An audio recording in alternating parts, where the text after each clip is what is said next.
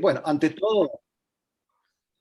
todo, Amelia y Gustavo, muchísimas gracias por ayudarnos en la convocatoria a la gente. Como siempre, ustedes saben que para nosotros es un enorme placer encontrarnos con ustedes todos los años, o prácticamente todos los años, eh, para, bueno, vernos las caras, lamentablemente en forma virtual todavía, y aprovechando para charlar algunos temas de esclerosis múltiple que queremos compartir con ustedes. Tratamos de traer algunas novedades de manera tal de poder discutirlas con ustedes, de que surjan preguntas, de que surjan problemas, de que eventualmente surjan casos clínicos o pacientes que a ustedes se les ocurran para discutirlos conjuntamente. El programa de hoy, digamos, que tenemos previsto 1 hora de duración, es el que ustedes ven a la izquierda, y es sobre el impacto a largo plazo de los tratamientos sobre el sistema inmune, la efectividad y la seguridad de esos tratamientos en el largo plazo, ya que hay bastantes estudios de extensión, algunos datos de lo que sabemos ya de Argentina a través de el registro argentino, y algunas cosas, como siempre, de COVID, vacunas, etc. Así que empezamos 7:30 y esperamos que a las 9 más o menos, o 9:30, eh, estemos terminando. Eh,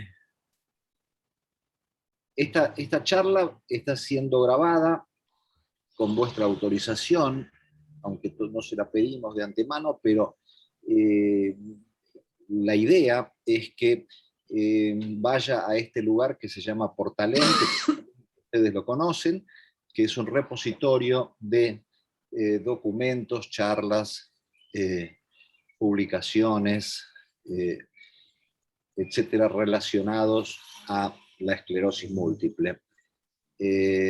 Así que si hay amigos de ustedes o compañeros o colegas que no llegaron hoy, por supuesto que la van a poder ver eh, en modo no en vivo, pero la van a poder ver acá en Portalem. Así que,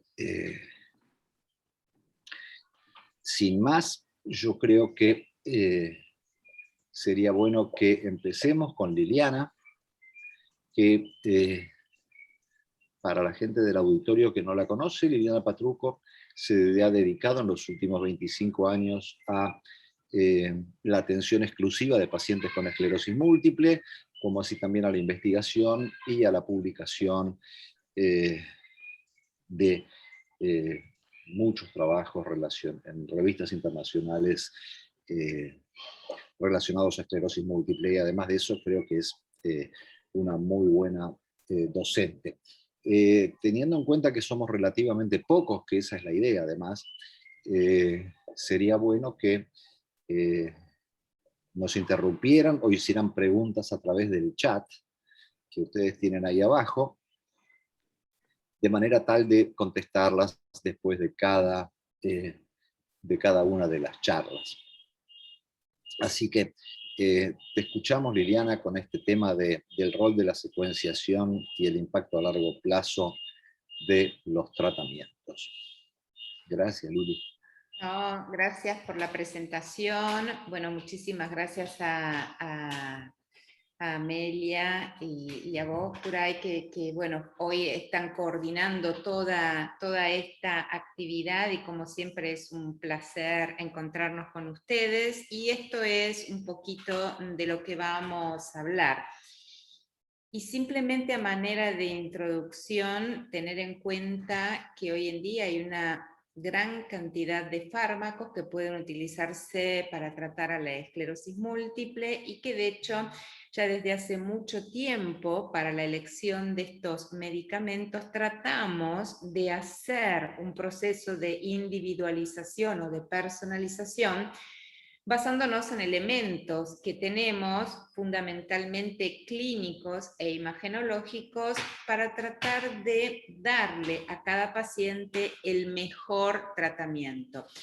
Y así es como hoy en día, y esto es un pantallazo de cómo clasificaríamos, entre comillas, los fármacos utilizados para tratar las formas a recaída remisión de esclerosis múltiple. Hay medicamentos cuya eficacia clínica se mantiene mientras se los demos al paciente y son esas terapias de mantenimiento o en algunos casos los utilizamos para escalar, en donde algunos son inmunomoduladores como interferones o acetato de glatiramar y tenemos un grupo de inmunosupresores como por ejemplo fingolimod, dimetilfumarato, teriflunomide y monoclonales como natalizumab u ocrelizumab. Y por el otro lado tenemos un grupo de medicamentos que son relativamente nuevos, con un mecanismo diferente y en donde la eficacia de estos tratamientos se va a prolongar más allá del tiempo que dura el tratamiento activo, es decir, mientras se lo estamos administrando al paciente. Por un lado tenemos al emtuzumab y por el otro lado tenemos a cladribine.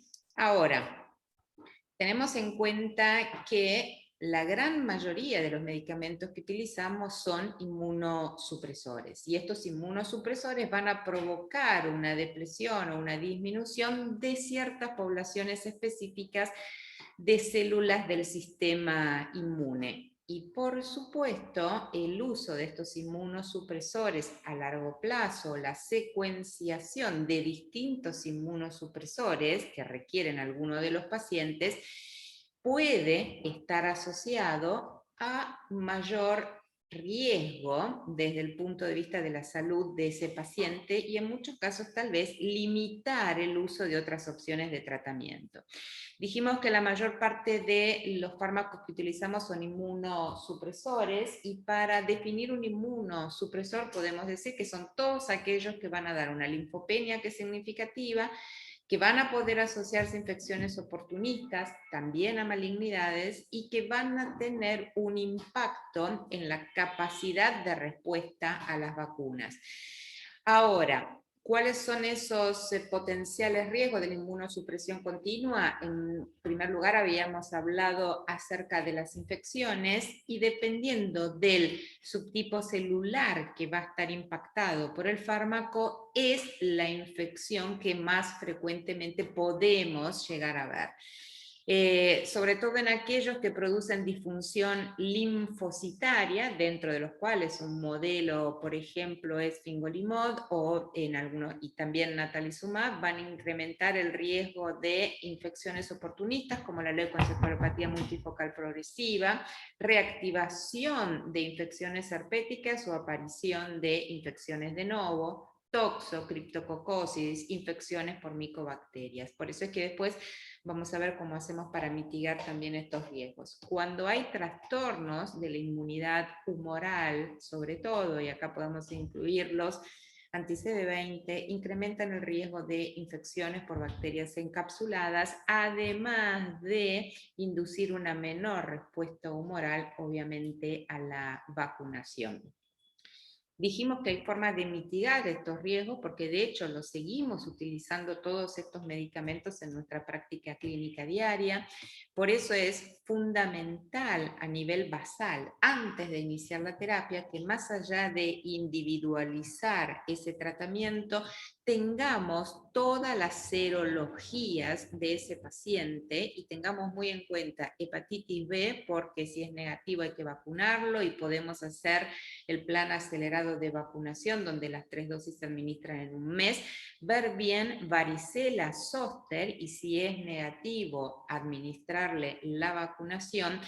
Y si bien nosotros no tenemos cuantiferón, PPD y una placa de tórax, ante la menor duda, consultar con el infectólogo o con el médico clínico para estar seguro de que ese paciente no tiene una infección latente. En algunos casos puede recomendarse la vacuna para HPV en las pacientes mujeres, incluso en los pacientes hombres, de considerarse necesario, y tenemos que garantizar que todo el esquema de vacunación vacunación del paciente esté completo antes de iniciar el tratamiento. Una vez iniciado, vamos a seguir mitigando este riesgo.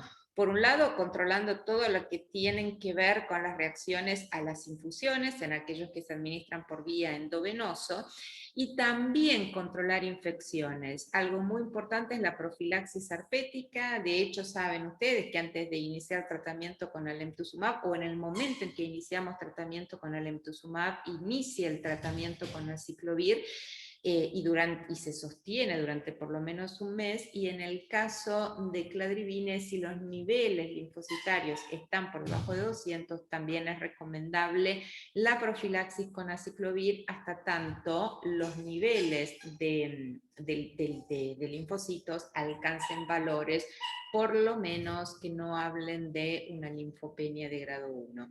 Y puede considerarse la profilaxis para listeria en pacientes que van a iniciar tratamiento con alemtuzumab, sobre todo haciendo foco en ciertos aspectos de la dieta, y que tiene que ver con no ingerir lácteos que no estén pasteurizados, o carnes de distinto tipo que no estén adecuadamente cocidas. Y después, durante el seguimiento, obviamente, sabemos los controles que tienen que ver con hemograma y hepatograma, controles de autoinmunidad, o para poder detectar precozmente autoinmunidad en el caso de los pacientes tratados con alemtuzumab.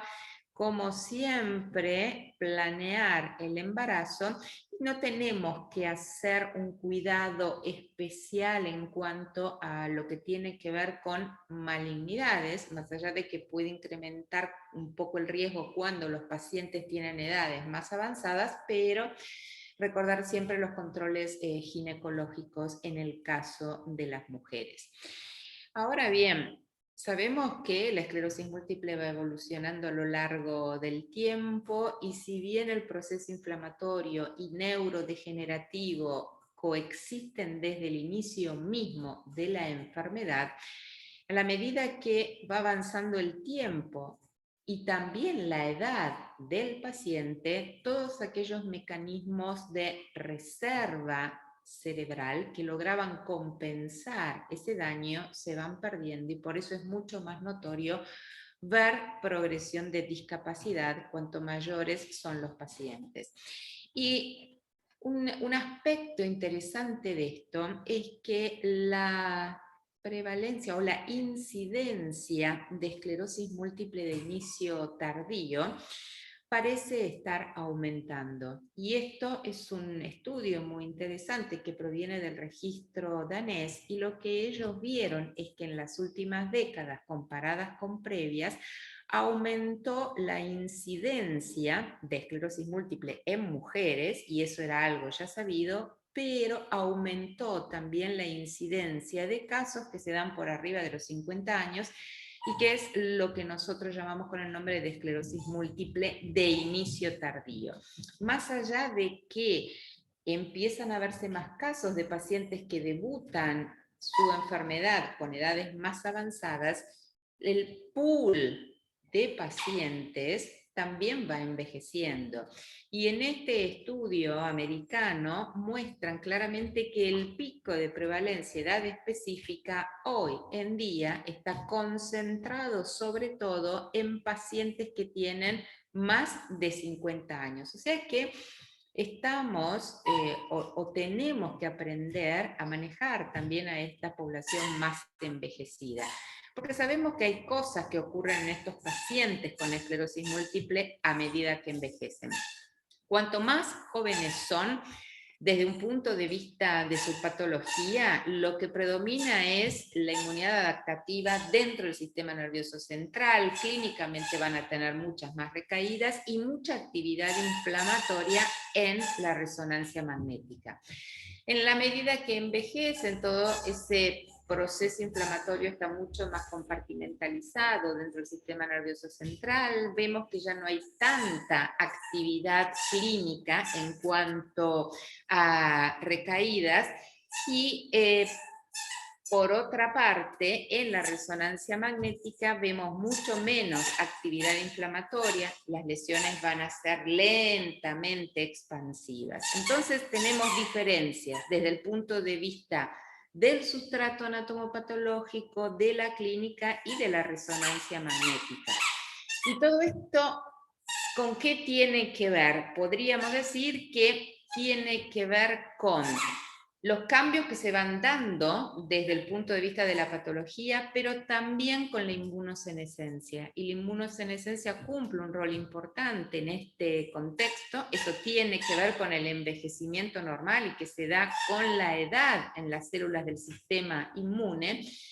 Y un proceso inflamatorio crónico, que es lo que hace que las personas de edades más avanzadas sean más susceptibles a las infecciones o bien a desarrollar malignidades. Todo este proceso de inmunosenescencia parte con la involución tímica, una menor expresión de células de la inmunidad, tanto innata como humoral, mayor estrés oxidativo, daño del ADN, y hay todo un proceso inflamatorio crónico expresado a través de la secreción de interleuquina 6 y de un incremento en los niveles de proteína C reactiva. Entonces cambia todo eso y la verdad es que cuando nos tenemos que enfrentar al tratamiento de pacientes con edades más avanzadas no tenemos tantos datos, porque si miramos en este resumen, incluso si consideramos todos aquellos ensayos clínicos que se hicieron en fenotipos progresivos de la enfermedad, la edad promedio de los pacientes era de 47. Entonces es poco los datos que tenemos de qué es lo que ocurre con estos fármacos en pacientes de edades más avanzadas. Hay algo que sabemos y en este metaanálisis lo que nos muestran es que con todos los interferones y todos los datos que se extrajeron de los distintos ensayos clínicos, cuanto más viejo es el paciente, menos efectivo va a ser el tratamiento. Y si consideramos todas las drogas que actualmente tenemos disponibles para tratar esclerosis múltiple, se repite lo mismo. A mayor edad de los pacientes, menor efectividad de los medicamentos. Y por supuesto, esto lo vamos a ver claramente, o en una de las formas en que podemos verlos, es con los datos de natalizumab, en donde se vio cuán efectivo era este medicamento de alta eficacia en pacientes menores o mayores de 40 años, tanto desde el punto de vista de las recaídas, cuanto desde el punto de vista de la discapacidad, y la verdad es que en mayores de 40 años, el impacto no fue tan significativo, ni sobre las recaídas ni sobre la discapacidad. Y consideramos, además, si hablamos de los riesgos, más allá de lo que tiene que ver con efectividad, dentro de los factores que pueden incrementar el riesgo de leucoencefalopatía multifocal progresiva, además de que haya recibido inmunosupresión previa, que esté con tratamiento de natalizumab desde hace más de 2 años y la presencia y títulos de anticuerpos anti-JC son las edades más avanzadas. Pero obviamente con todos los medicamentos de alta eficacia en grupos más avejentados de pacientes o de mayor edad, vamos a ver que se incrementa el riesgo para muchas más infecciones. No solamente PML, que además de verlo con natalizumab, lo podemos llegar a ver también con fingolimod, sobre todo en pacientes de más de 50 años, sino que podemos tener reactivación de infecciones herpéticas. Sabemos que la población de edades más avanzadas es mucho más común que presente comorbilidades, hipertensión arterial, diabetes o antecedentes de accidentes cerebrovasculares, y eso también limita las opciones o las estrategias terapéuticas que tenemos. Entonces a veces lo que se piensa, lo que se plantea es si eventualmente se pueden suspender los tratamientos. Hay algunos datos pero esos datos están en relación a los interferones y como todo, hay más datos en relación a ellos porque hace mucho más tiempo que están disponibles y que se están utilizando, y por lo menos lo que se vio es que en pacientes que tenían más de 50 años de edad y que tenían 3 años de estabilidad clínica, y acá utilizaron como criterio estabilidad clínica, no se incrementaba el riesgo de recaídas o de progresión de discapacidad entre los que los suspendían, que están acá representados con esta línea colorada punteada, y los que los sostenían. Acá lo vemos, tanto a nivel de recaídas cuanto a nivel de la discapacidad. Pensando en esto, es que hay algunos ensayos clínicos que actualmente están en curso, como este que les estoy mostrando ahí, que proviene de los Estados Unidos y que se llama DISTOMS, en donde se están incluyendo pacientes, el objetivo es llegar casi a 300, con todos los fenotipos, recaídas y progresivos, y dentro de los progresivos secundario, progresivo, primario, progresivo, tratado con todos los medicamentos, excepto con las terapias de reconstitución inmune, que no tuvieran recaídas por lo menos en los 5 años previos, si no tuvieran actividad en la resonancia durante por lo menos 3 años, para ver el porcentaje de pacientes que sigue sin actividad de la enfermedad una vez suspendido. Obviamente estamos viendo solamente una parte de todo lo que involucra la esclerosis múltiple en sí, porque de hecho en la resonancia lo que se va a mirar es presencia de actividad, o sea, nuevas lesiones, y todo el proceso neurodegenerativo subyacente, que muchas veces está relacionado con progresión de discapacidad, no está siendo tenido en cuenta. Pero hasta ahora, ¿qué sabemos? Que a edades más avanzadas, o cuando la enfermedad debuta en edades más avanzadas, el pronóstico suele ser peor, y justamente a edades más avanzadas es cuando los medicamentos van a tener un menor impacto, porque de hecho ya no predomina tanto los fenómenos inflamatorios, sino que lo que predominan es la neurodegeneración. Entonces, algunas cosas para concluir, para pensar y para que discutamos es que tenemos que plantearnos seriamente cuando el riesgo de los tratamientos puede llegar a superar los beneficios, y considerando una población más envejecida, y tener en cuenta que los efectos adversos asociados al tratamiento pueden aumentar. Por eso es que tenemos que ser mucho más cuidadosos en nuestras estrategias de minimización de los riesgos, que por supuesto la inmunosenescencia, el envejecimiento normal de nuestro sistema inmunológico y ese fenómeno de inflammaging van a impactar negativamente en la respuesta al tratamiento. Hay ensayos clínicos en curso, probablemente alguna respuesta podamos tener. Y esto es todo lo que les quería contar, y les agradezco muchísimo que me hayan escuchado. Gracias, Lili. Gracias, fuiste muy clara. Veo, yo ahora no puedo ver el chat, no hay aparentemente preguntas por el momento en el chat. Si les parece, entonces escuchamos a Juan con... Mientras tanto van surgiendo preguntas. Exactamente, pero vamos a escucharlo a Juan con la efectividad y la seguridad a largo plazo de los tratamientos. Entonces, yo por ahí, antes de arrancar, Lili, te pregunto rápido si suspendés, si en tu práctica, cuando tenés un paciente, no sé, que tiene 50 años, que está estable y que ya lleva un tiempo usando la medicación, si lo sacás al tratamiento. Sí, a veces lo he hecho, habitualmente no en pacientes de 50 años, ¿sí? Más allá de que se considera que ya un paciente de 50 o más años es una población envejecida y demás, si el paciente está estable, no presenta efectos adversos, por lo general lo continúo. Con edades más avanzadas, si hablamos de 60 para arriba, uno puede empezar a planteárselo, sobre todo porque se empiezan a agregar más comorbilidades o eventualmente más riesgos. ¿Lo he hecho? Sí, lo hice.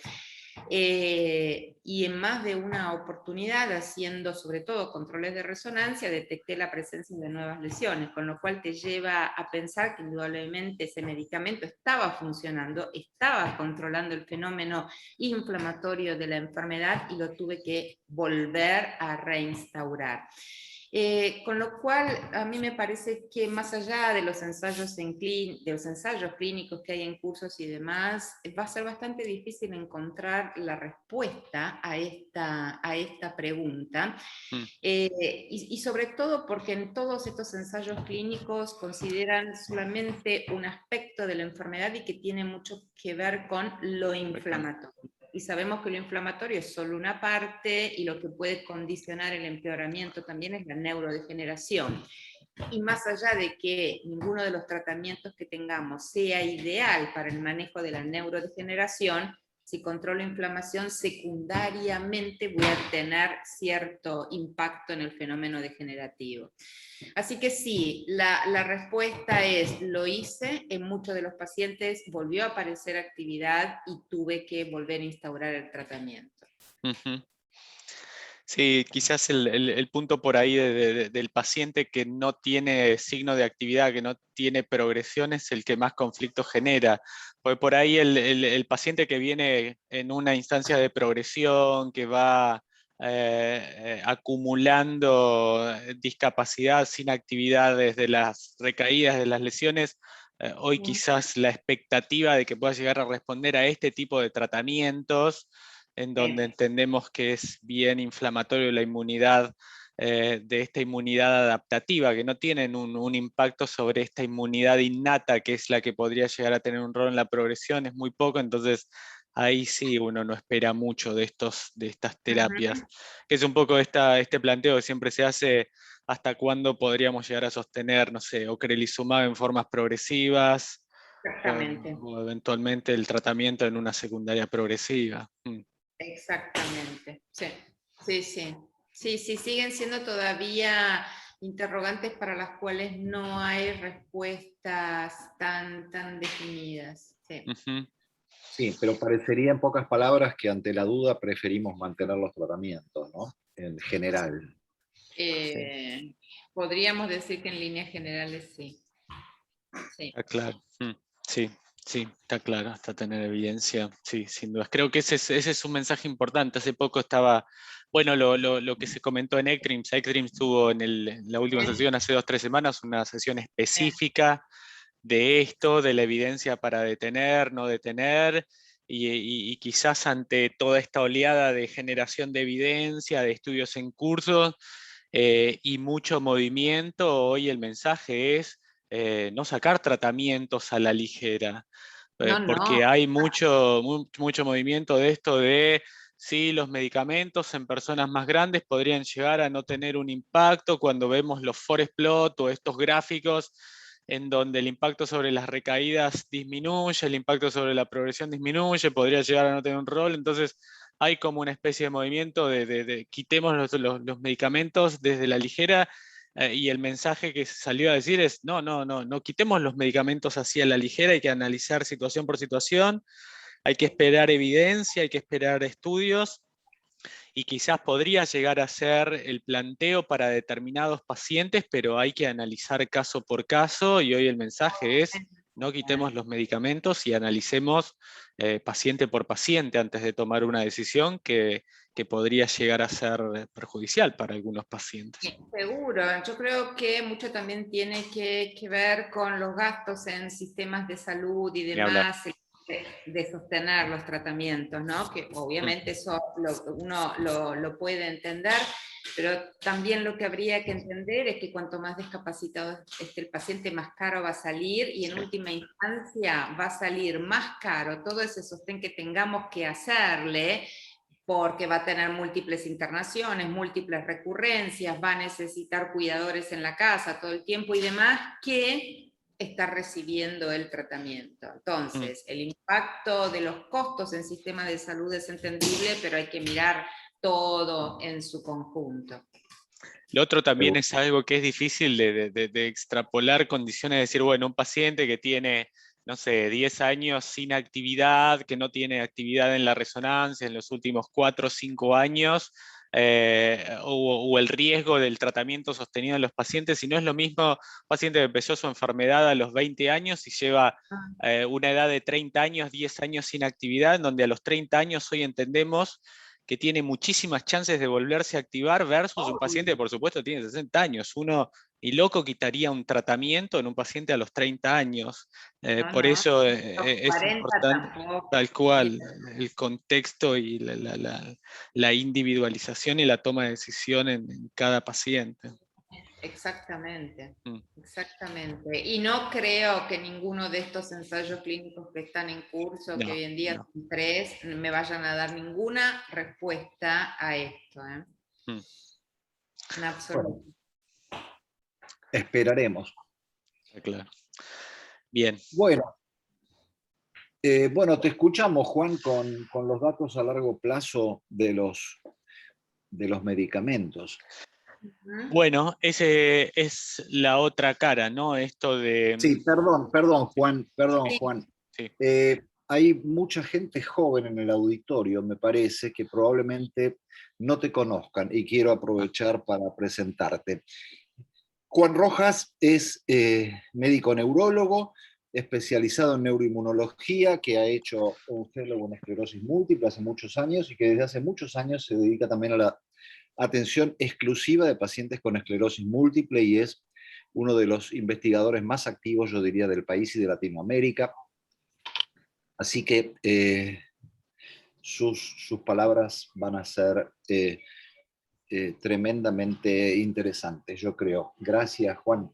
Bueno, Te muchas escuchamos. gracias por la presentación. Sí, la idea es comentar esta otra parte, ¿no? Liana recién mostraba lo que tiene que ver con el envejecimiento de las personas y cómo los medicamentos pueden llegar a tener un rol desde el impacto sobre el sistema inmune y la predisposición a generar riesgos, desde el lado de infecciones, desde el lado de fenómenos neoplásicos, pero también desde esta otra cara, desde si los medicamentos sabemos que impactan positivamente, tienen una cara de eficacia y de efectividad a corto plazo, porque los ensayos clínicos y sus extensiones han mostrado que funcionan, pero no sabemos si después de 10 años, 15 años siguen funcionando. Y un poco lo que se les pide a los estudios en sus extensiones es eso, es decir, si después de mucho tiempo siguen teniendo este efecto de sostener a la enfermedad inactiva y los tenemos que seguir utilizando, porque cuando los retiramos vuelve a activarse la enfermedad o eventualmente el sostenerlos hacen que los pacientes no progresen en su enfermedad.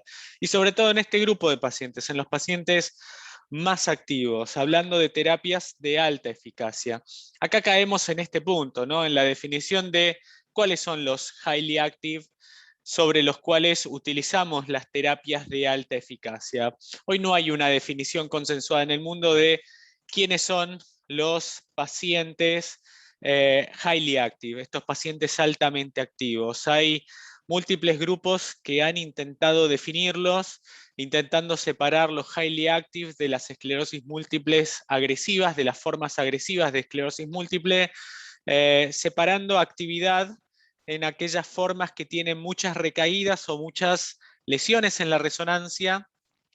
Desde el 2013 se definió actividad a las recaídas y a las lesiones en las resonancias, entonces aquellos highly active son los pacientes que tienen recaídas, muchas recaídas, 2 o más recaídas en el año previo o en la instancia previa al momento del diagnóstico, o varias lesiones en la resonancia que realzan al momento del diagnóstico o al momento del comienzo de la enfermedad. De esas formas agresivas, esas formas que pueden ya sea tener mucha actividad o que empiezan a acumular discapacidad durante los primeros años del comienzo de la enfermedad. Esto en definitiva, ya sea de poder definir pacientes con alta actividad o pacientes con formas agresivas, aquellos pacientes que empiezan a acumular discapacidad rápido, puede que resulte algo semántico, algo de un grupo de expertos que intenten definir y sentarse con un paciente y decirle, hey, tenés una forma altamente activa o tenés una forma agresiva, pero en definitiva el concepto es de entender o de poder identificar pacientes sobre los cuales hay que actuar temprano, hay que actuar rápido. Ese quizás es el concepto más importante de poder encontrar una definición o el de poder definir a este grupo de pacientes. Pacientes en los cuales no podemos perder el tiempo. ¿Por qué? Porque su ventana de tratamiento es una ventana muy corta y esa ventana de tratamiento en definitiva es algo que mencionaba Liliana, es un componente inflamatorio que está entrando muy rápido al sistema nervioso central, que está compartimentalizándose muy rápido y que está activando esa inmunidad innata dentro del sistema nervioso central, que es la que en la medida de que se activa y persiste activa, va a llevar al paciente a acumular discapacidad, a entrar en esta forma progresiva. Por eso es que si lo identificamos rápido, si la frenamos y evitamos esta compartimentalización, podríamos modificar su historia o evitar esta progresión. De eso se trata en definitiva, de identificar estas formas altamente activas para, en definitiva, tomar una conducta terapéutica, utilizar estas terapias de alta eficacia, estas terapias que empiezan a actuar rápido, que han demostrado ser más eficaces que las terapias por ahí que se empezaron a utilizar al comienzo de las terapias disponibles, y sobre todo que han entendido un poco mejor a través de estos mecanismos de acción más dirigidos cómo frenar o cómo intentar evitar esta compartimentalización de la inmunidad adaptativa para que evite la activación de la inmunidad innata. Un poco de eso se trata el concepto de formas o de definición de formas altamente activas y de terapias de alta eficacia. Habiendo hecho toda esta introducción, es esto, el manejo o el abordaje individualizado para estos pacientes con alta actividad, utilizar terapias de alta eficacia para que justamente se intente evitar esta progresión o esta acumulación de discapacidad. Liliana lo mostró de una forma muy elegante, por así decirlo, qué es lo que buscamos, intentar evitar esta compartimentalización. Sabemos que funcionan, las terapias de alta eficacia tienen este efecto de golpear duro y temprano, aprovechando esta ventana terapéutica. Lo que siempre se les cuestionan es si funcionan, si cuando los vemos a los pacientes a largo plazo siguen haciendo efecto. Este es el abordaje, terapias de alta eficacia en pacientes altamente activos, pensamos en anticuerpos monoclonales. Hoy hemos incorporado a cladribina dentro de estas terapias de alta eficacia, aquellos pacientes que no tienen estos marcadores de alta actividad, quizás seguimos pensando en las intervenciones clásicas como los inyectables, fingolimod, dimetilfumarato, teriflunomida. ¿Qué nos han mostrado a mediano o largo plazo estas intervenciones de alta eficacia? Con respecto a cladribina, esta es la intervención más nueva de alta eficacia, es la que menos pacientes tiene cuando la analizamos a largo plazo, y estos por ahí son los datos más relevantes. Hoy tenemos un análisis que en promedio siguió unos 150 pacientes a 10 años, un rango de 8 a 14 años, y cuando se analizan esos 150 pacientes que entraron al ensayo clínico Clarity, la extensión de Clarity, lo que se ve es que esos pacientes, el 80% de esos pacientes, no llegaron al EDSS de 7, no alcanzaron la silla de ruedas, el 94% de esos pacientes no alcanzaron el EDSS de 7, y el 83% de los pacientes no llegaron al EDSS de 6, es decir, no tuvieron una progresión de la discapacidad significativa.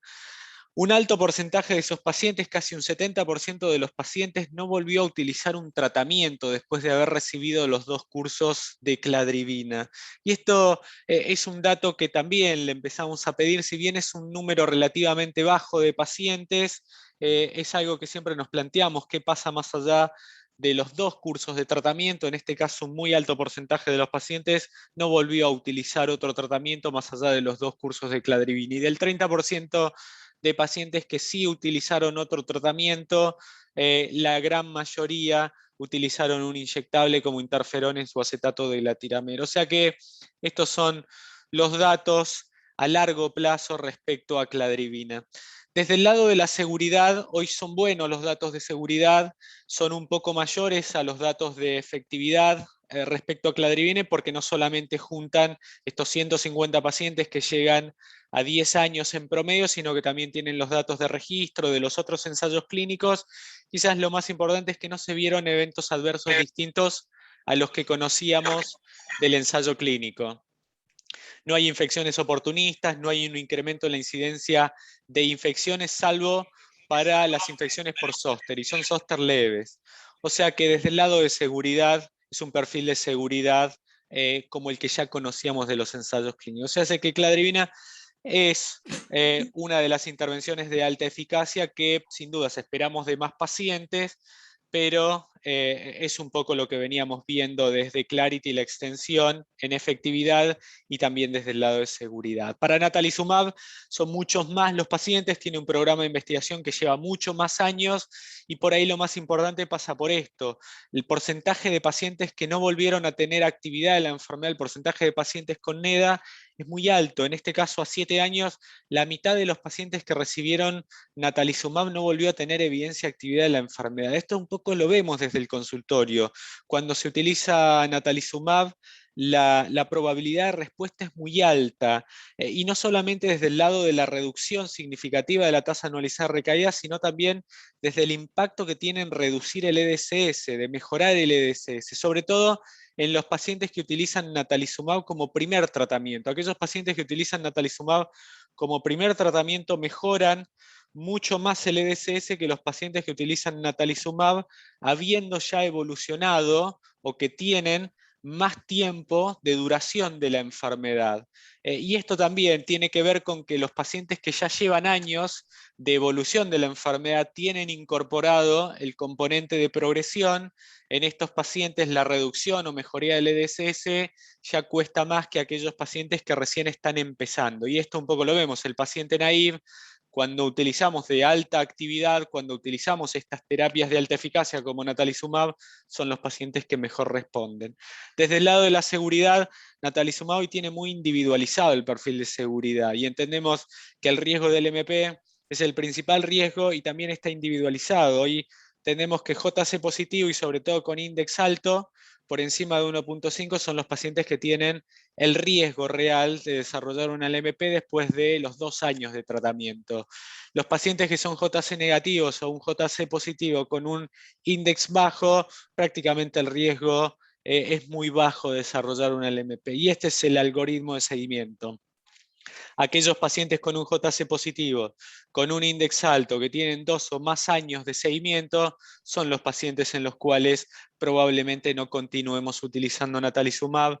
El resto de los pacientes JC negativos o JC positivos, índice bajo, son los pacientes en los cuales vamos a continuar utilizándolo, más si hemos conseguido una buena respuesta al tratamiento. Para el emtuzumab también tiene buenos datos a mediano y largo plazo, quizás no tantos como natalizumab, que son los que más pacientes y tiempo de seguimiento tienen, pero alemtuzumab hace poco presentó los datos a 8 años del estudio TOPAZ. En este caso lo que hace es muestra datos a 6 años, los pacientes highly active, los que tuvieron recaídas entre el curso 1 y el curso 2, fíjense cómo la tasa anualizada de recaídas se reduce significativamente a 6 años. En los pacientes highly active se ve una reducción significativa de la actividad, en este caso en recaídas. Lo mismo para el porcentaje de pacientes que alcanzan NEDA, en este caso 40% para los pacientes que entraron a Keremes 1, 50% para los pacientes que entraron a Keremes 2. O sea que alemtuzumab también es una intervención que cuando la vemos a los 8 años impacta de una forma muy importante en evitar recaídas, lesiones en la resonancia en pacientes highly active, esos pacientes que venían teniendo mucha actividad. Y esta es la reducción del volumen de cerebro, llegando al año 8. Fíjense cómo tienen una reducción anual del volumen de cerebro, que es prácticamente la reducción que vemos en una persona sin esclerosis múltiple. Es un control de la enfermedad muy importante. Prácticamente no hay evidencia de actividad de la enfermedad, no solamente desde el lado de recaída, sino en estos marcadores mucho más sensibles que es en la reducción del volumen de cerebro. Desde el lado de seguridad, alemtuzumab también tiene bastante individualizado el riesgo, la seguridad pasa principalmente por fenómenos inmunomediados y sobre todo por las tiroiditis. 50% de los pacientes van a desarrollar una tiroiditis, por eso los controles mensuales que vamos haciendo, y el riesgo de PTI mucho más bajo, es menor al 1%, pero bueno, es algo que vamos a convivir con el uso del emtuzumab. A veces está el yin y el yang, la eficacia y la efectividad altísima que tenemos con el emtuzumab, el control que tenemos que hacer de seguimiento. OCRE, también otra intervención de alta eficacia. Tenemos datos hoy a 5 años. Lo bueno para OCRE no solamente es el control de las recaídas, sino este dato que ha mostrado que es el impacto sobre la progresión independiente de las recaídas, el impacto sobre el componente progresivo, que va para formas progresivas como también para pacientes con el fenotipo recaída-remisión. Hoy hay datos a 6 años y medio en donde lo que se puede ver es como un muy bajo porcentaje de los pacientes progresan cuando se los ve a 6 años. Este es el grupo de pacientes que recibieron OCRE de entrada, estos son los pacientes que recibieron interferón, después pasaron a OCRE. Fíjese que el 16% de los pacientes solamente alcanzaron o tuvieron una progresión de la discapacidad cuando se los ve a 6 años y medio.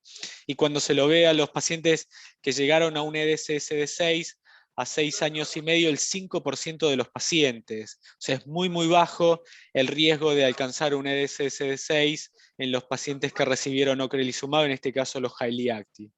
Para los pacientes con primarias progresivas también, que recibieron OCRE, el riesgo de progresar es significativamente menor que los pacientes que recibieron placebo, y aquellos que progresan, se ve que cuando lo hacen 7 años después que aquellos pacientes que recibieron placebo. O sea que está reducido el riesgo de progresar, y cuando progresan están retrasados en 7 años. O sea, esto también es importante, sobre todo cuando uno setea y habla con los pacientes y habla de qué es lo que uno espera para intervenciones como ocrelizumab en pacientes con formas progresivas, primarias progresivas. El riesgo o el impacto desde el lado de seguridad para OCRE también es bastante identificado. No se han visto eventos adversos distintos a los que conocíamos en principio desde los ensayos clínicos, o sea que es un perfil de seguridad bastante controlado. Quizás el mensaje o lo que hoy tenemos desde el lado de conclusiones a mediano y largo plazo, cuando decimos, bueno, los medicamentos de alta eficacia, ocrelizumab, natalizumab, lentuxumab y cladribina, funcionan cuando los vemos a 10, 15 años. Los 3 mensajes es: no tenemos muchos pacientes, no tenemos tanto tiempo de seguimiento. Cuando analizamos los datos que tenemos, podemos decir de que sí, funcionan. Cuando vemos los pacientes que llegaron a ese tiempo, sí funcionan. La reducción del riesgo de recaídas, el impacto sobre la progresión de la discapacidad, el impacto sobre medidas como neurofilamentos, reducción del volumen de cerebro, es muy importante, o sea que sí funcionan. El impacto sobre la seguridad, no hemos visto eventos adversos distintos a los que conocíamos, y en aquellas intervenciones como alemtuzumab y natalizumab está bastante individualizado, o sea que tenemos un perfil de seguridad bastante controlado. Lo que queda sin dudas es incrementar la cantidad de pacientes, tener pacientes todavía más añosos y por ahí con más comorbilidades para poder identificarlos mejor, y por supuesto saber en qué pacientes por ahí podríamos retirarlos, si es que en algunos los podemos retirar. El mensaje más importante es: cuando los vemos a 10, 15 años podemos decir de que sí siguen funcionando. Necesitamos por ahí ampliar la cantidad de pacientes para tener más poder en estas afirmaciones. Gracias.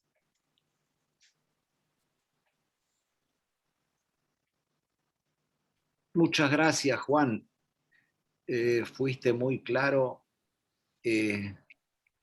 ¿Tenemos alguna pregunta del auditorio? Bueno, si no, te las haremos al final. Creo que sería bueno que nos muestres el caso clínico, creo que tenemos ahora, y tu charla sobre vida real. Sí. Sí. Vamos. Sí, acá tengo, porque dejé de compartir. esta parte, acá está.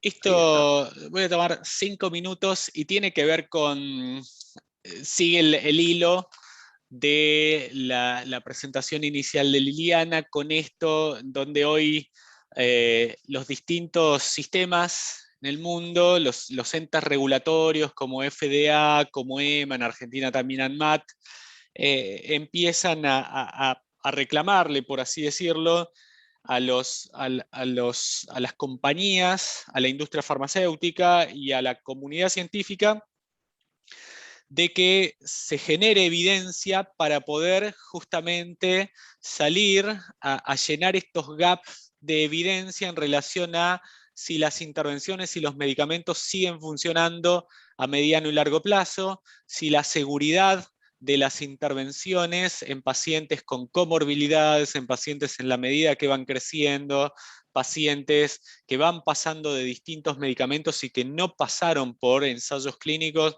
sigue siendo la misma que vimos en los ensayos clínicos. De ahí que empiezan a sugerir fuertemente que se generen sistemas de recolección de datos, o sea, bases administrativas, bases hospitalarias, pero sobre todo registros.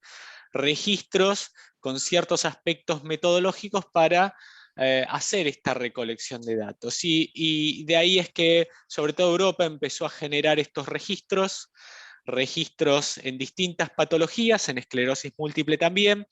Norteamérica, Canadá, Estados Unidos también empezó a generar registros, y en Argentina se desarrolló el registro, se empezó a trabajar desde el 2016, en el 2018 se lanzó el registro pensando en esto, pensando en incorporar datos que nos permitiesen, sobre todo, entender algunos aspectos clínicos y demográficos de la enfermedad de esclerosis múltiple y enfermedad del espectro NMO en nuestro medio, datos de seguridad de las distintas intervenciones y de acceso al sistema de la salud, y datos de efectividad como aspecto terciario.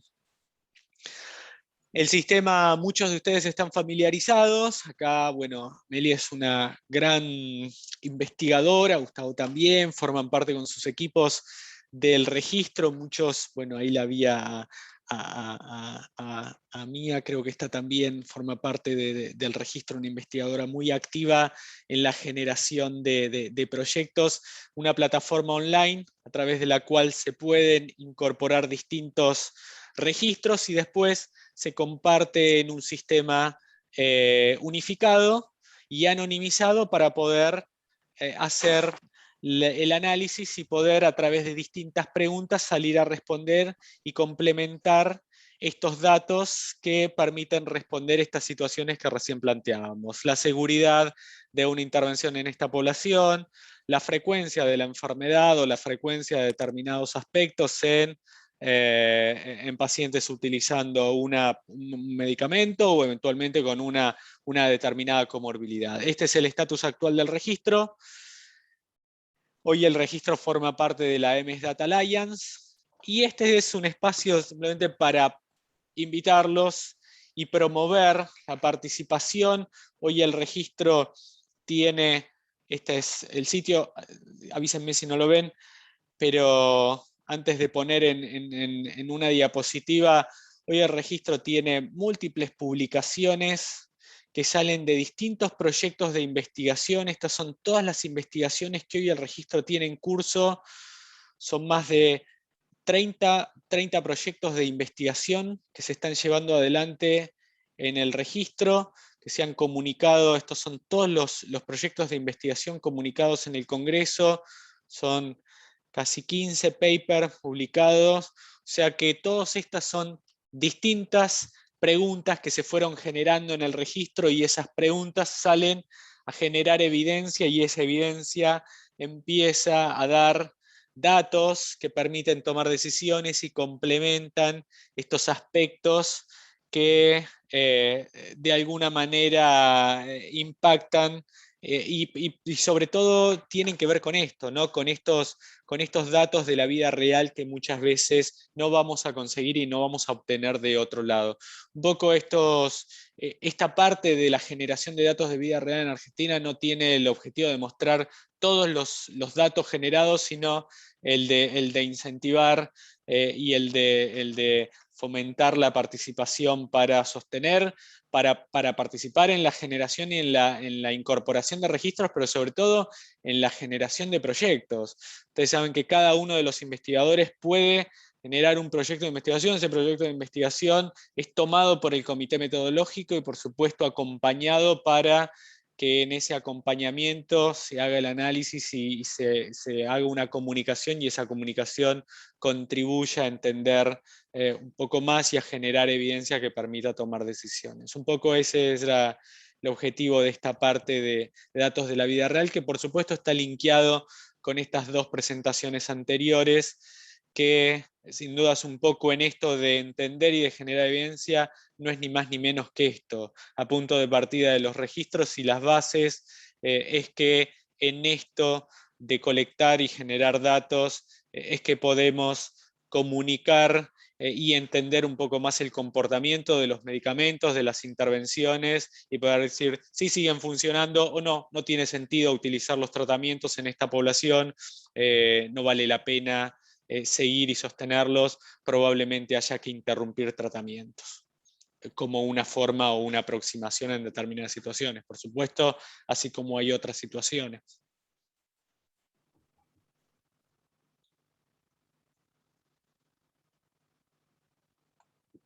Muy bien. Bueno, Juan, muy interesante. Amelia, Gustavo o alguien del auditorio, ¿se les ocurre alguna opinión, aclaración, pregunta o sugerencia? Estamos todos muy cansados hoy, ¿no? Pero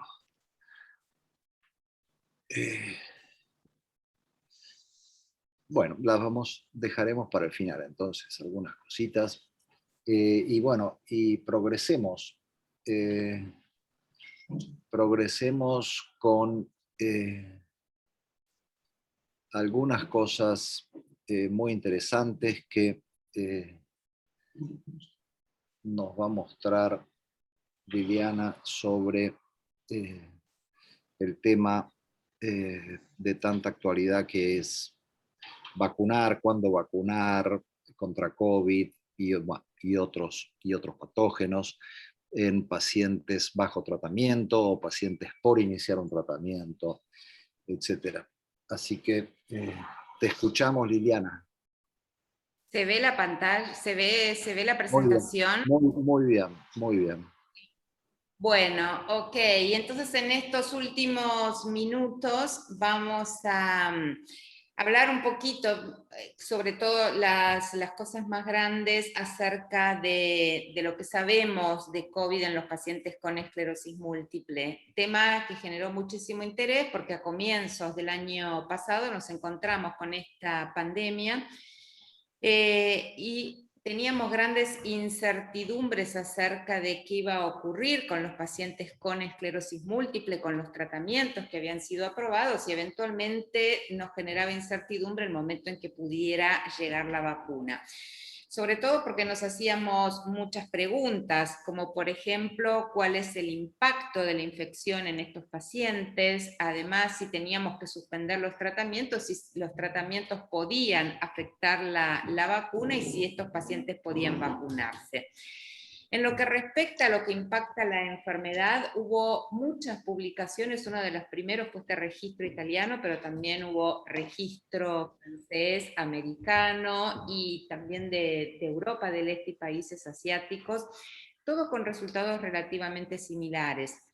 En esta, que fue la última publicación y lo que además se comentó el año pasado en el Congreso Argentino de Neurología, este estudio, que tenía más de 700 pacientes, en la reunión de ECTRIMS de este año, María Pia Sormani vuelve a mostrar estos resultados, y ya prácticamente con casi 1.500 pacientes que tuvieron en Italia, en donde digamos, la gran mayoría tenía sospecha de infección por SARS-CoV-2 y en un menor porcentaje lo habían confirmado por PCR, pero indudablemente el diagnóstico se hacía considerando la zona de donde provenía el paciente y si era epidemiológicamente de alto riesgo y los síntomas además manifestados.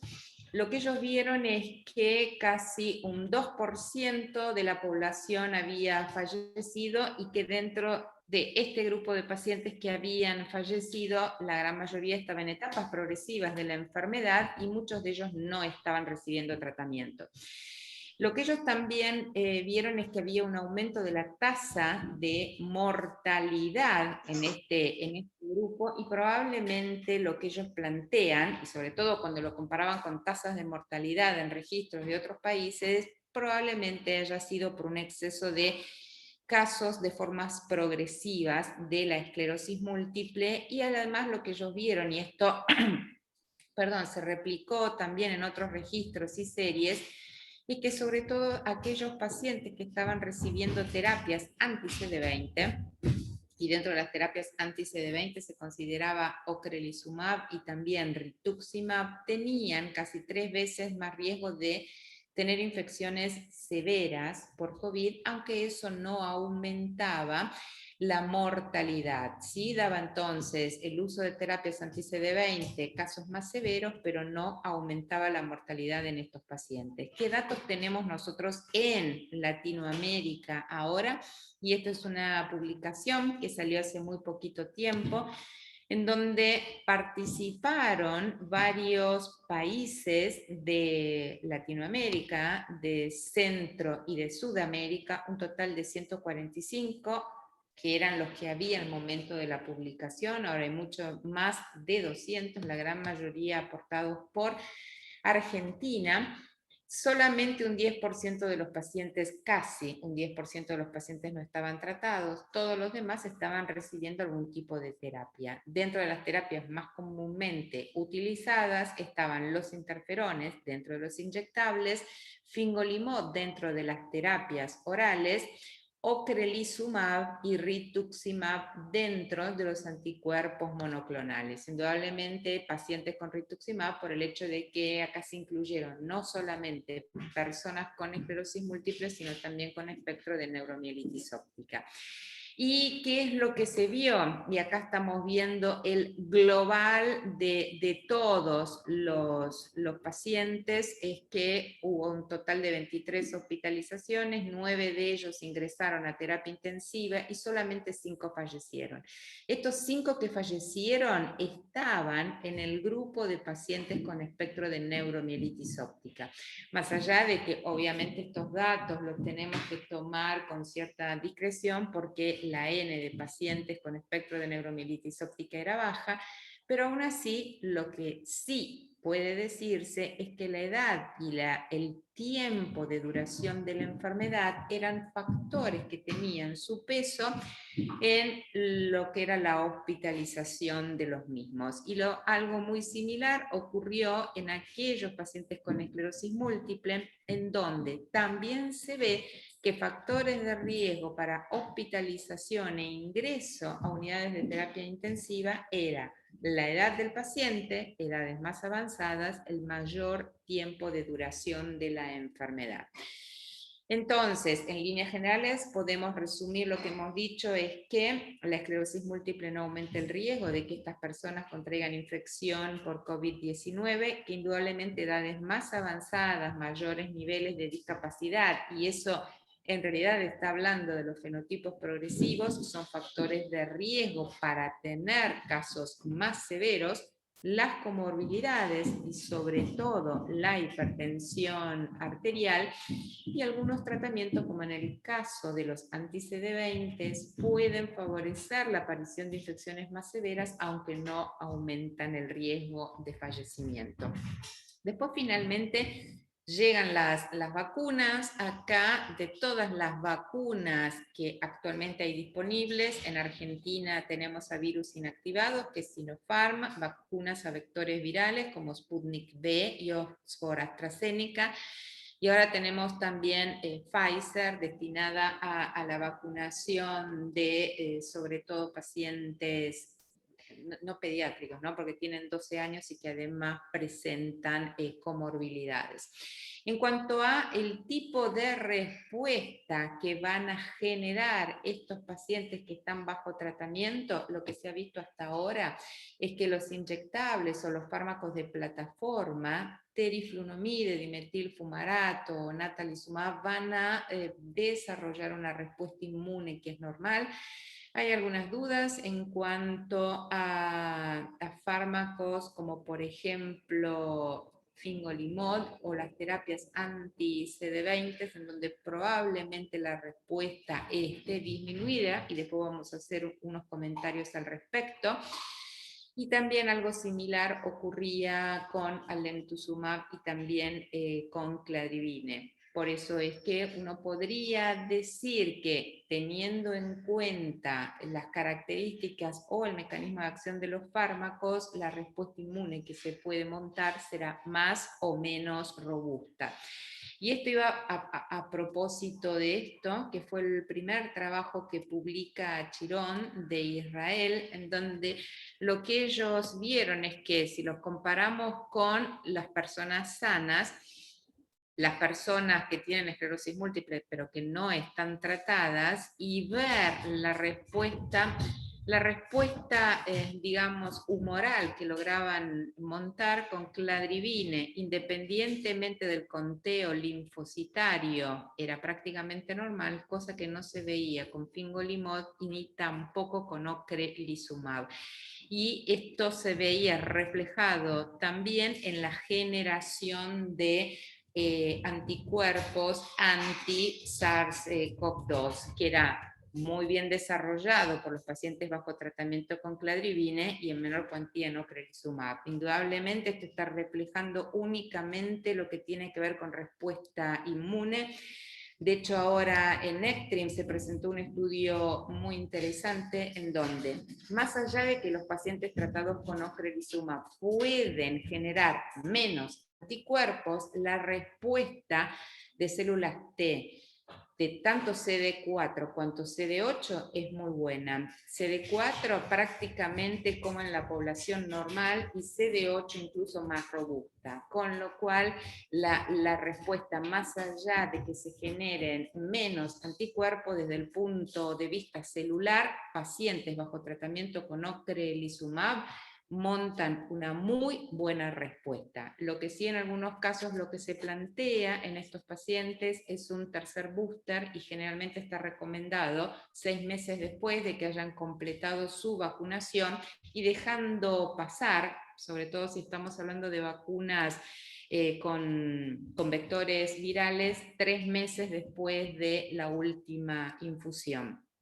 Hay algunas dudas, un poco más de dudas con respecto a fingolimod, y de hecho nuevamente Achirón presenta sus datos en donde evaluó, más allá de que era en un grupo muy reducido de pacientes, la respuesta de tipo celular que desarrollaban los pacientes bajo tratamiento con fingolimod y que resultaba ser baja. Por lo cual, en Israel, y esto es simplemente lo que ocurre en Israel y lo que se comentó en el Congreso, no recomiendan vacunar a los pacientes con fingolimod, sino que lo que recomiendan es administrarle terapias que puedan ser compatibles con la vacunación. Obviamente muchos más datos se necesitan, y esto es un tema de discusión entre distintos grupos de investigadores. Pero si nos hacemos la pregunta si se pueden vacunar pacientes, sí, los datos que nos muestran algunas de las publicaciones nos dicen que las vacunas ARN mensajero, que es la que se utilizó en Israel, es segura en todos los pacientes, que los efectos adversos más comunes es el cuadro de tipo pseudogripal, que suele verse después de la segunda dosis, con fiebre, con chuchos, con escalofríos. Eso puede provocar el de los síntomas, que es lo que conocemos como pseudo recaídas, pero no hubo un aumento de las recaídas como consecuencia de la vacunación. Por lo tanto, es segura. Estas son las recomendaciones del grupo de de trabajo de enfermedades desmielinizantes en los que todos habíamos trabajado, y el cambio que se dio es que cuando hablábamos de cladribine, que decíamos que los pacientes bajo tratamiento tenían que esperar por lo menos 3 meses después de la última dosis, por los resultados del estudio Magnify, y que nuevamente se volvieron a comentar en el ECTRIMS de este año, no es necesario esperar, aún cuando el paciente esté en el momento de linfopenia inducida por el fármaco, esperar más tiempo, sobre todo si además las condiciones, porque nuevamente empiezan a recrudecer los casos, así lo indicaran. Y esto, bueno, es lo que le quería contar acerca de algunas de las novedades de COVID. Muchas gracias, Liliana. Muchas gracias. Con respecto a lo que decías de fingolimod, yo me pregunto, con estos pacientes en quienes sí, se ha visto una menor respuesta humoral, o sea, menos anticuerpos, y que no sabemos si eso es malo o si eso evita, digamos, o si eso no evita infecciones. ¿Sería recomendable en estos pacientes aumentar la frecuencia de dosis, o sea, dar una tercera dosis, por ejemplo, rápidamente de vacuna, o tomar alguna otra medida de precaución, como, no sé, usar más el barbijo, o cuidarse más que la población general, etcétera? No, por ahora lo que sí cada vez está tomando como más fuerza es el booster o la tercera dosis, ¿no? Sobre todo en aquellos pacientes que hace más de 6 meses que ya completaron su esquema de vacunación. Eso, por lo menos durante todas las sesiones que tenían que ver con COVID y con vacunas en este ECTRIMS, fue la recomendación más fuerte: booster, tercera dosis. ¿Y tendría algún sentido medirle anticuerpos o no?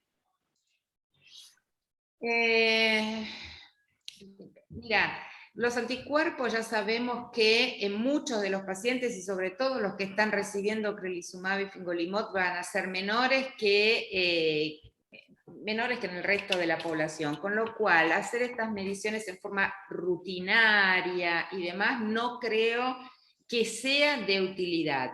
Sí resultan muy interesantes para estudios de investigación y demás, y para ver cómo puede ser el impacto de los fármacos en la generación de la respuesta inmune. Pero si esto lo queremos llevar a la práctica clínica diaria, mi recomendación o mi sugerencia es no. Porque poca respuesta inmune van a lograr montar, algunos más humoral, otros menos, otros inmunidad celular también, pero van a lograr un tipo de respuesta. Y sí recomendaría, por lo menos por todo lo que estuve escuchando y demás, es la aplicación de la tercera dosis, ¿no? El booster, que de hecho ahora va a empezar para mayores de 50 e inmunosuprimidos, por lo menos en Argentina, con lo cual las personas con esclerosis múltiple podrían acceder a este booster, y yo personalmente se los iba a recomendar. Pero bueno, es mi opinión personal. Me gustaría escuchar, Juan, vos qué opinás, o vos, Edgardo, qué opinás, o Amelia, Gustavo, cuál es la idea que tienen ustedes, ¿no? Sí. Yo lo que querría preguntarte, Liliana, es en relación al ocrelizumab. En un paciente vacunado con las 2 dosis y tuvo COVID, porque yo tengo 2 pacientes, ¿colocarías una tercera dosis? Más allá de que tiene su esquema de vacunación completo, indudablemente ha generado también anticuerpos por el hecho de haber tenido una infección, mi recomendación sería hacerle el booster, hacerle la tercera dosis. Sí. Yo también, Amelia, definitivamente se la haría. Hoy incluso la National Immune Society está planteando terceras dosis en un subgrupo de esclerosis múltiple, lo más probable es que pronto haya una recomendación para todo paciente con esclerosis múltiple reciba una tercera dosis independientemente del tratamiento. Hoy plantean una tercera dosis para el paciente que recibe FINGO, que recibe un anti-CD20 y que reciba alemtuzumab. Ese paciente con esclerosis múltiple hay una recomendación fuerte de que reciba una tercera dosis. Lo más probable es que pronto todo paciente con esclerosis múltiple también reciba una tercera dosis independientemente del tratamiento que reciba. Sí, se lo daría definitivamente. Yo te quería preguntar, Liliana, hoy hay datos en relación al anti-CD20. El anti-CD20 por ahí es el que más conflicto puede llegar a generar por la respuesta. Cierto que la respuesta, por ahí Fingo también está generando esto de la respuesta humoral, pero está claro que el anti-CD20 cuando se lo empieza a analizar y empiezan a aparecer los datos de la respuesta celular es buena, realmente muy buena. Sí. No hay Excelente. prácticamente diferencia a lo que hay en individuos que no tienen esclerosis múltiple, o sea que es un tema humoral.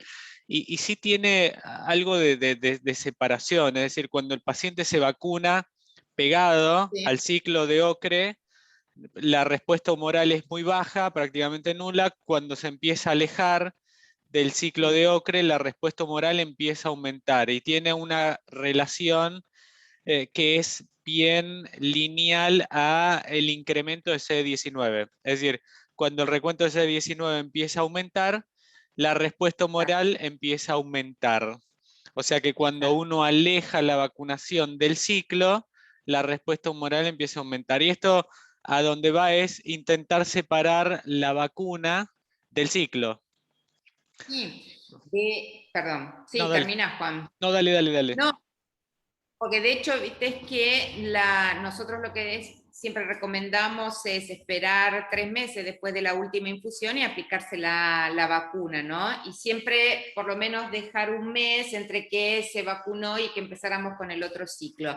Ahora, considerando que la respuesta celular es muy buena, por lo menos en ECTRIMS la recomendación, considerando que la cantidad digamos, de células T, tanto CD4 cuanto CD8, la cantidad que se genera es prácticamente igual que en personas normales, si es un paciente que está en tratamiento con ocrelizumab, pero que justo está en una zona donde nuevamente, digamos, tiene alto riesgo de contraer COVID, porque de hecho los dividían en 2 grupos, zonas alto riesgo para contraer COVID, la sugerencia era no esperen tiempo, ese paciente corre riesgo, vacunen. Si ese mismo paciente en tratamiento con ocrelizumab está en una zona de bajo riesgo para contraer la infección, la sugerencia es dejen pasar 3 meses después de la última infusión, porque nos aseguramos que además la respuesta humoral que genere sea mucho mejor. Está claro. Por ahí el mensaje es ese, ¿no? El paciente se tiene que vacunar en lugares en donde el riesgo es alto. El paciente se tiene que vacunar cuando tenga la vacuna. Si el riesgo es bajo y se puede hacer un timing, quizás separarla un poco del ciclo, es una situación ideal. En la situación ideal, bueno, ponele ahora, sí, que justo tu paciente con ocrelizumab, no sé por qué todavía no se vacunó y ahora quiere vacunarse, yo esperaría estos 3 meses y me aseguro una mejor respuesta. Si el día de mañana nuevamente explotan los casos y tengo un paciente que no se había vacunado y empezó con ocre, bueno, no voy a esperar esos 3 meses, se lo voy a dar antes. Y terceras dosis. Hoy una recomendación fuerte para terceras dosis. Lo que siempre quieren es 6 meses después de que ya completó todo su esquema de vacunación, y como en estos momentos no estamos así en grandes riesgo para COVID, esperemos 3 meses, nos aseguramos una mejor respuesta. Algo por ahí importante es esto, lo de booster y terceras dosis, lo de que incluso National MD Society lo diferencia bien, ¿no? Lo de booster es a los 6 meses, cuando el efecto de la vacuna completa empieza a ceder, empieza a bajar, versus el paciente que completó y al mes darle una tercera dosis como para ponerle ese refuerzo, que es hoy un poco lo que se está indicando al paciente inmunosuprimido, al paciente trasplantado, un paciente utilizando en este caso Ocre, Fingo, Alemtu, ponerle una tercera dosis para que tenga terceras dosis. Muy bien. No sé si, bueno, este es un punto que siempre genera conflicto. Bueno, algo que te quería preguntar, María Pía Sormani presentó el tema del tipo de vacuna, y es algo que los pacientes siempre preguntan, teniendo la posibilidad de elegir vacunas, si hay alguna vacuna a elegir o que pueda tener una mejor respuesta que otra vacuna. En realidad, bueno, las vacunas que tenemos nosotros acá, hablo en Argentina y en Latinoamérica, no son las mismas que se utilizan, digamos, afuera. Ellos tienen mucho más lo que tiene que ver con ARN mensajeros. Entonces, dentro de las vacunas de ARN mensajero, recomiendan todos, excepto la de Janssen y Johnson, JJ, esa vacuna es la que no recomiendan, las otras sí. Con respecto a lo que tiene que ver con vacunas a virus inactivados o con vectores virales, que son las que tenemos nosotros y utilizamos, la verdad es que, y hablo por experiencia personal, no he visto ningún efecto adverso severo, con lo cual yo creo que la vacuna que haya disponible en el momento en que inicien las terceras dosis es a la que el paciente va a tener que acceder. Sí. Es interesante lo que comentás, porque probablemente, creo que a nivel país o en esta provincia en especial, la que se va a aplicar como tercera dosis es la de Sinopharm. Entonces una pregunta es: el paciente que recibió Sputnik o Sputnik y Moderna y tiene la opción solamente, ya pasaron los 6 meses de la aplicación de Sinopharm, ¿qué hacemos? ¿Le indicamos Sinopharm? Que se dé Sinopharm. Si va a ser la única opción disponible que vas a tener en tu provincia, está bien, es una vacuna virus inactivados, o sea que se puede dar sin ningún problema. Okay. De hecho, digamos, prácticamente Argentina fue el primer país que empezó a hacer esto de lo que es combinación de distintas vacunas, ¿no? Mucho antes que en otras partes del mundo. Pero no hay por lo menos evidencia de que pueda generar algún tipo de daño al paciente. Con lo cual, si en Chaco hay Sinopharm, bueno, será esa la tercera dosis que reciba. Okay. Bueno, hemos llegado... Uno más. Yo tengo que, creo que se plantea el paciente que está cursando una recaída, le estamos poniendo corticoides, si se vacuna o no se vacuna, intra-recaída, intracorticoide, quizás uno ahí... No, exacto, por ahí es el de poner los corticoides, estabilizarlo, sacarlo de ahí, y después de que pase eso. Sí, pero intracorticoide, porque está cursando una recaída. No, vos completás el tratamiento corticoideo y mínimo lo que se recomiendan son 4 semanas desde que completaste, ponele la metilprednisolona, ¿no? Porque es lo que hacemos siempre, y que vos vacunes al paciente. Claro. Sí. No tuve ningún paciente, viví personalmente esa situación, ¿no? Pero es por lo menos lo que todos los consensos sobre vacunas, y esto aplica para todas las vacunas, no específicamente para las vacunas contra COVID, la recomendación es no, mientras le estoy dando los corticoides, terminemos el ciclo, 4 semanas, y después lo vacuno con lo que lo tenga que vacunar. Claro.